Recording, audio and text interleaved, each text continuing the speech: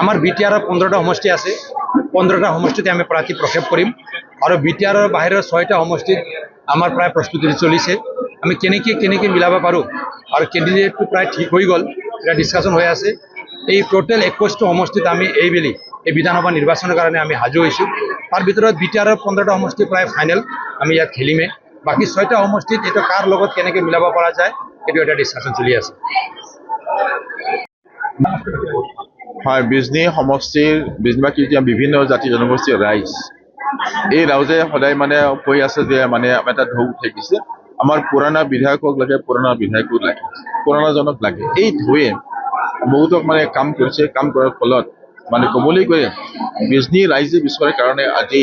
মানে আমাৰ কেন্দ্ৰীয় ইকুৱেল দলৰ আমাৰ বিজনীৰ জনে বিষয়ববীয়াসকল আছে কেন্দ্ৰীয় কাৰ্যকৰ্তাসকল আছে কেন্দ্ৰীয়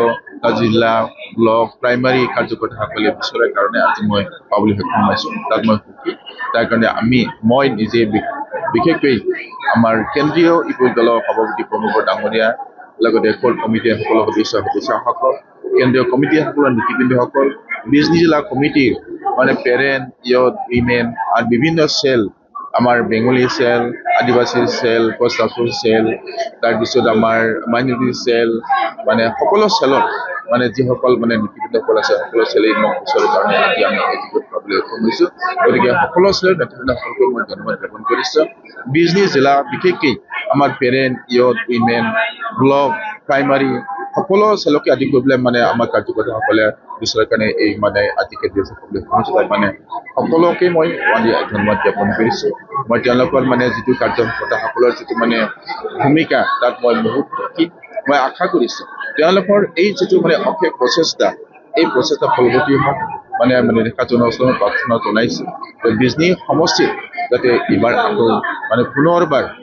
মানে চতুৰ্থবাৰৰ কাৰণে মানে বিজয় সাব্যস্ত হৈ পেলাই বিজনীৰ উন্নতি কল্পে বিজনী ৰাইজৰ যিটো আশা আকাংক্ষা পূৰণ কৰিবলৈ মানে চেষ্টা কৰিম ফলপ্ৰিয় হ'ম তাৰ কাৰণে তেখেতজনে মোক সেইখিনি আশীৰ্বাদ প্ৰদান কৰক তাৰ কাৰণে মই তেখেতৰ প্ৰথমে জনাইছোঁ আৰু ইমানেই যিসকল বন্ধুসকল আছে মানে তেওঁলোকেও মানে মোক বিশেষকৈ বহুত ভূমিকা পালন কৰিব লাগিব আৰু কৰি আহিছে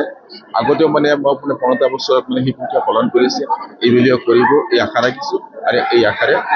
মই সকলোকে ধন্যবাদ জ্ঞাপন কৰিছোঁ যিকোনো খবৰৰ বাবে যোগাযোগ কৰক আমাৰ এই নম্বৰত